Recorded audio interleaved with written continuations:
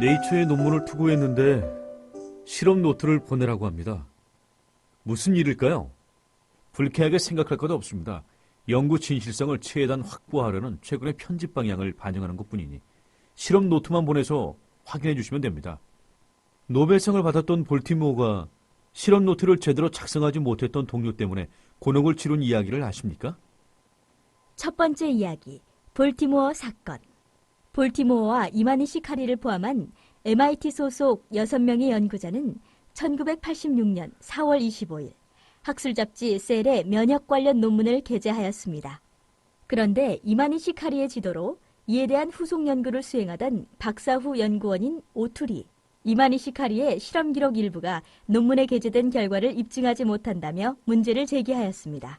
이상하네.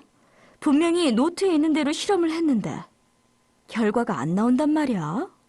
MIT 대학과 터프츠 대학에서 위원회를 구성하여 자체 조사를 실시하였고 미 국립보건원에서도 조사가 진행되었습니다. 연구 노트에서 여러 실수가 발견되었으나 자료 조작, 의도적인 허위 기록이라고 볼 수 없다. 이후 하원 청문회에서는 범죄 수사 전문가들까지 동원하여 실험 노트를 조사하였습니다.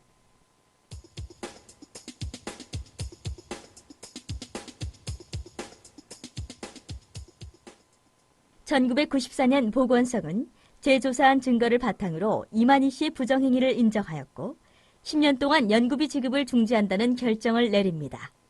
이만희 씨 카리는 범죄수사국의 조사 결과에 의혹을 제기하고 재심을 청구하였습니다. 2차 조사 결과. 논문에서의 실수는 정정 기사를 발표함으로써 수정되었고 논문과 관련된 분쟁은 판단과 실험 결과의 해석과 논문에서 사용된 표현에 대한 견해 차이에서 비롯된 것으로 판단됨. 1996년 이만희 씨 카리는 거의 10년 만에 연구 부정 행위에 대한 혐의를 벗을 수 있었습니다. 이제 기록이 특허 취득에 결정적인 역할을 한 다음 이야기를 볼까요? 두 번째 이야기, 레이저 특허. 콜롬비아 대학의 타운스 교수와 벨 연구소의 셜로우 박사는 1958년 최초로 레이저에 대한 상세한 이론을 발표하였고 1960년 미국 특허를 취득합니다. 레이저 개발에 기여한 공로로 이들은 각각 1964년과 1981년에 노벨상을 수상하게 됩니다.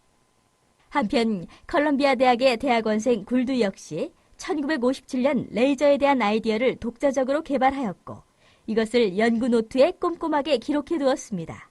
굴드의 연구 노트에는 레이저라는 현재 사용하는 약어가 명기되어 있었고 노트에 제3자의 인증까지 받아두었습니다. 1960년 타운스와 셜로우는 레이저에 대한 특허를 취득합니다.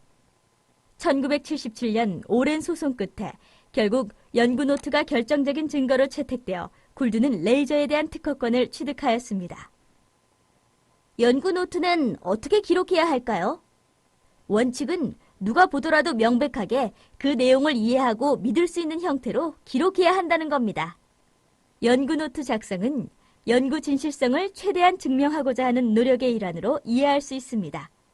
따라서 모든 연구자가 동일한 방식으로 작성해야 되는 것은 아닙니다. 각 연구실마다 연구의 목적과 특성에 맞는 적절한 연구 노트 작성 규정을 만들어 사용하면 됩니다. 연구 노트에는 무엇을 어떻게 기록해야 할까요? 자신의 연구에 가장 적합한 연구 노트의 형식과 내용을 생각해 봅시다. 최근 전자 연구 노트를 사용하는 연구자가 늘고 있습니다. 전자 노트 또한 법적 증거물로 인정이 되나 증거력 측면에서 어떤 문제가 발생할 수 있을지 생각해 봅시다.